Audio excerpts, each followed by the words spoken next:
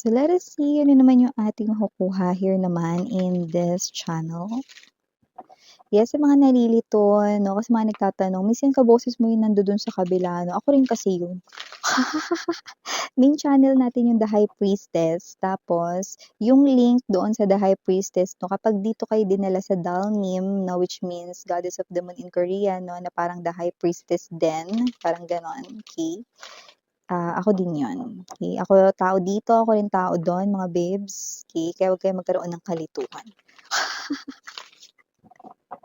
Nasagot ko na ba ang bumabagabag sa inyong isipan? Ayan, okey. So, puwede kayo tumambay here and there. Okay. The vibe inside this room gives me this type of energy na parang alam mo yung ano, hindi ko naman nakikita 'no, na may asthma siya or whatsoever, na parang feeling mo hindi ka makahinga 'no, yung gano'ng klase ng energy. It's something very suffocating 'no, parang it looks like kunwari sabihin natin 'no, na parang example lang 'to, kung may sunog tapos super kapal ng usok, nauubo ka, gano'n, example lang 'yun 'no, tapos 'di ka makahinga, gano'n yung feeling. Pero hindi ko nakukuhang may sakit ito na asthma, just take only what resonates, okay? There's something here na situation that this person finds it very suffocating. I don't know. Hindi ko siya nakikitang exposed sa pollution. Alam naman natin pollution naman talaga ano, pero hindi yun, eh. It's way more on sa kanya ditong mental health and mas lalo sa kanyang emotions. Let me see.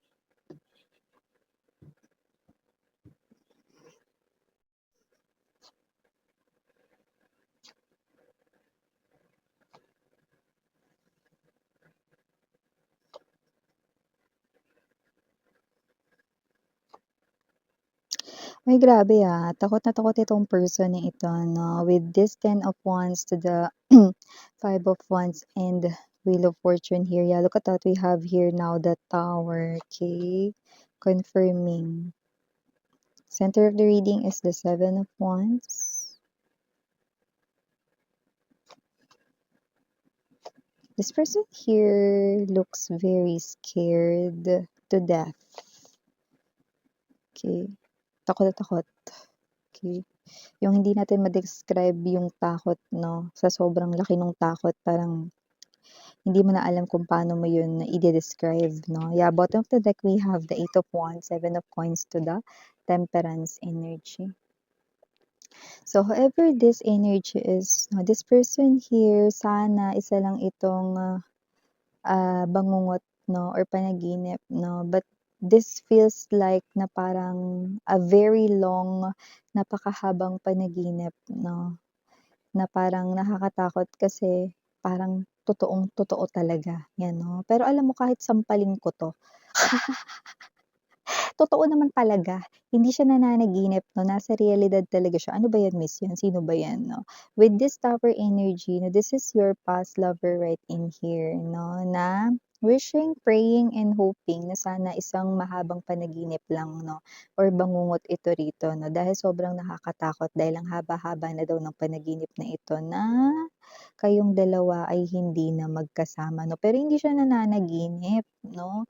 Etong kanya ritong, nararanasan na sitwasyon kasi nakikita ko talagang hindi kayo nag-uusap, hindi kayo okey ngayon at yun ay dahil sa kanyang kagagawan with the devil energy maaaring ini-involve niya kayo rito sa isang third party situasyong malala, you know,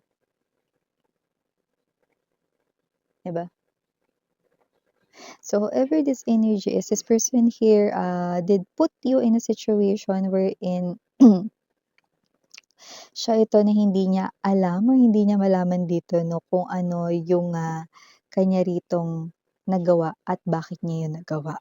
Okay, so parang na-realize niya lang yun 'no, after all these years or after all what had happened, okay, sa inyong relationship with the Wheel of Fortune 'no, everything here starts to, parang mas maging clearer, okay, or mas maging malinaw at nakikita ko dito that this person here very, magulo yung kanyang isipan ngayon with the 7 of Cups right in here. This person here, alam niyang dapat kanyang i-message pero hindi niya alam ano bang dapat sabihin, okay? So, I do see that this person here with the tower, this person here ay really feeling miserable right now. You could be married with this person here with the presence of Four of Wands, pero yung iba doesn't have to be. Maybe siya yung ka-live-in mo, boyfriend mong kay tagal or girlfriend mo dito, long-time girlfriend. Just take only what resonates. But definitely, this person here really wants to message you, no? Reach out to you. But it looks like hindi niya magawa kasi parang there's no right words na dapat niyang sabihin sa'yo. Hindi niya alam kung ano yung tamang dapat sabihin sa'yo. So, with the Seven of Coins energy, this person here, okay, sana ay muli mo siya ritong mapagbigyan. Okay, so, hindi niya alam kung kasi alam niya rito na hindi kauna-unawa yung sitwasyon kung saan kanya nilagay, 'di ba? So, paano niya bibigyan ng isang excuse yung kanya ritong pagluloko at pangangaliwa? Walang kahit na anong right words ang puwedeng tumumbas or tumumpak doon, 'no, sa gano'ng klase ng sitwasyon. Pero sa nakikita ko dito, this person right in here, 'no, ay someone na sobra at labis-labis ang kanyang pagsisisi 'no, you know, okay, I'm seeing 'no, sa aking mind na yung lyric ng Jeremiah song. Nanghihinayang, nanghihinayang ang puso ko, sa piling ko'y lumuha ka lang, nasaktan lamang kita. Hindi ano, 'di ba? Hindi ako makapaniwala na nakanta ko yun kahit na meron pang plema. Na nakasabit sa lalamunan ko, pasintabi sa lahat ng mga kumakain. Yes, hindi, ano, hindi niya rito mga babes 'no, kaya ritong ma-take ito, 'no. So, nakita ko rito na itong person na 'to 'no, feels like 'no, nasa isa siya ritong mahabang hagdan, na akyat siya ng akyat pero walang dulo yung hagdan na yun, you know. Huwag kayong mag-alala, hindi pa naman siya kukunin ng liwanag. Ang ibig sabihin lamang nung interpretasyon doon 'no, this person here 'no ay, hindi rito makarating doon sa kanyang goal. Because yung goal niya rito 'no ay, lumalayo habang papalapit siya, okey? Ang goal niya rito ay walang iba kundi ikaw. So yeah, bago natin ipagpatuloy 'no, ang reading na ito na pag-usapan pa more, batiin muna natin everybody. Hi and hello there everyone, my name is Yan. Welcome new subscribers.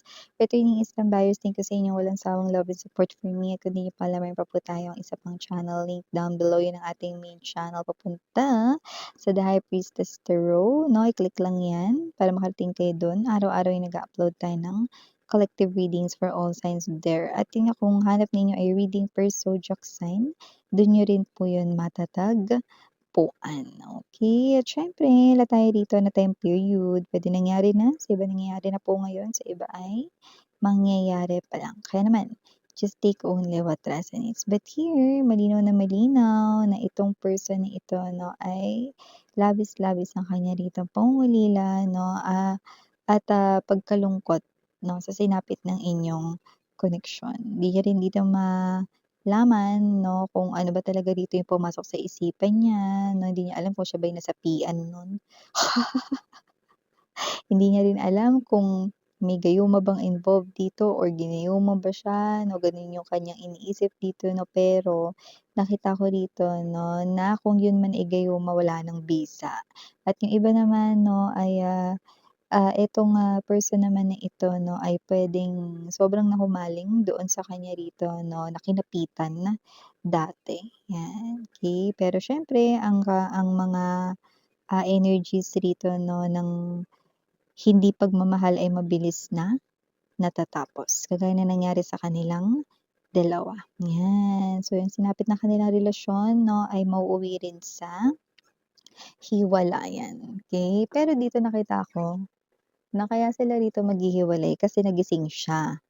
Eh, ang person mo rito sa katotohanan na hindi dapat yun ang kanyang kinakasama at hindi dapat yun ang kanya rito na, um, nasa tabi, 'yan. So, nakikita natin naiintindihan niya na yun ngayon 'no, dati kasi ang gulo ng isip niya rito 'no, pero ngayon nakikita ko na eto siya, Iba na yung takbo niya sa future.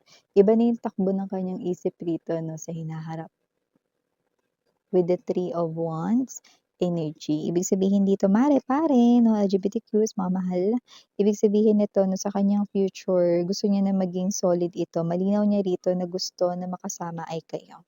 Walang iba, kundi kayo. Kung hindi lang din naman, ikaw, mare, thank you na lang daw.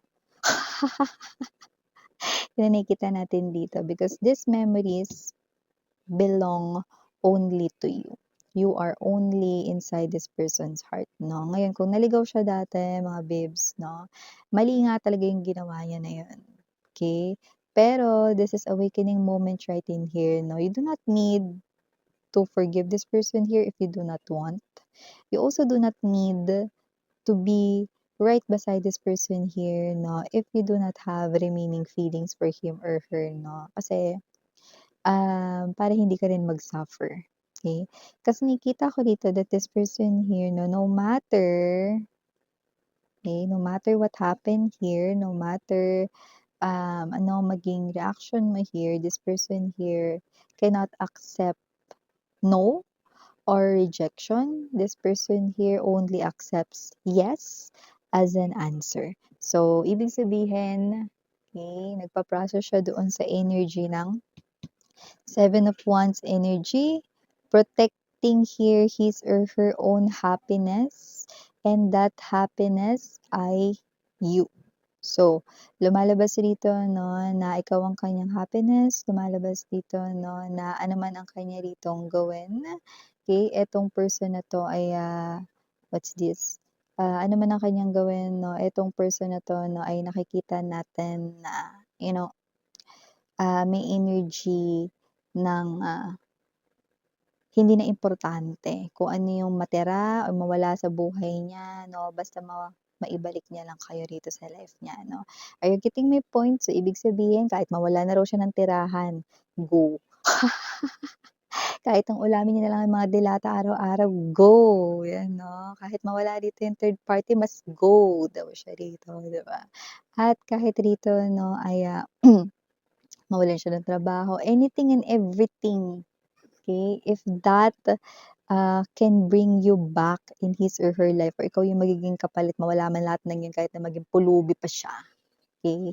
Go daw siya kumare, yan 'no. So yan 'no, I hope napag-getchings ko sa inyo yun kasi yun talaga yung gusto niyang sabihin dito, yan. So whatever the case may be, parang minsan, parang gusto ko nalang mag-interpretative dance.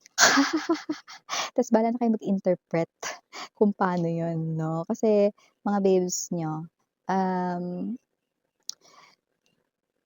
as a medium, it is important 'no, to us to relay the message ng tama, okay, sa gano'ng klase ng energy. So, yeah, yun ang kanya ritong gustong iparating sa iyo. And with the Eight of Wands energy, definitely this person here will message you, text you, contact you, or even go to your place, workplace man yan, or sa inyong place talaga tinitirahan. Seven of Pentacles energy. Let's start all over again. Kung wala na daw siyang space sa heart mo, lalagyan niya ng space ulit yung heart mo dahil minsan na siyang tumira doon. Yan. Eh, pero syempre nasa inyo pa rin yan. Binabasa lang naman natin yung nakikita natin, okay? So, kung sino man 'tong energy na 'to, it's totally up sa inyo, okay? Kung i-a-allow niyo siya rito 'no, to go back dun sa sinasabi niya ritong once na naging place niya sa inyong heart 'no, or talagang bawal na bumalik dito yung mga nag-rent pa ng puso ko, 'yan 'no. So, whatever the case may be, it's totally up sa inyo. Okay, but this person here ay seeing you as his or her happiness at ayaw niya ritong i-let go rito yung only chance na maging masaya. Ibig sabihin, sinasabi niya na hindi siya magiging masaya kung hindi ka babalik sa buhay niya. Kunin mo na ang lahat sa akin. Wala ba mag-uuho diyan? Gumanon ka mare, pag kumanta ako mag-backup ka. Ulit-ulit. kunin mo na ang lahat sa akin. Yan, o sa mga hindi gumawa bahala kayo diyan, sabi ko sa inyo. Yan, wag lang ang kanyang mahal, so ikaw yung kanyang mahal dito, 'di ba? Ang hirap kasi mag-oo, 'di ba? Kasi 'di ba, kunin mo na ang lahat sa akin, may hangin pa king, ano. Yes, Songeries. Ang pangit naman kung ako rin mag-oo, 'di ba? Tignan mo, kunin mo na ang lahat sa akin, oo, ang hirap, 'di ba? Parang nalunok ko yung laway ko, paatras. Mahirap kaya kailangan ikaw yung mag-o. Ano bang point nun? Wala lang. So ayun na nga 'no, eto na nga yung nakuha nating mensahe for this person here. So initials na tayo, wala lang pala. Nagtalo-talo pa tayo dun sa kanta, eh, 'no. So yun na nga 'no, we have here this capital letter L, capital letter D, capital letter B as in boy, and capital letter S. And for our small letters, medyo madami, umpisahan na natin. We have E, A, P, H, T, S, N, B as in boy, and last but not the least, we have C. Yung C natin maaaring dalawa, okay, na maliit na letter. Okay, so, tayo muna ako kami sa right here for you guys. Again, I'm Miriana Ani for the Crossing Yana for the best. Sana yung 11 night, Anyo.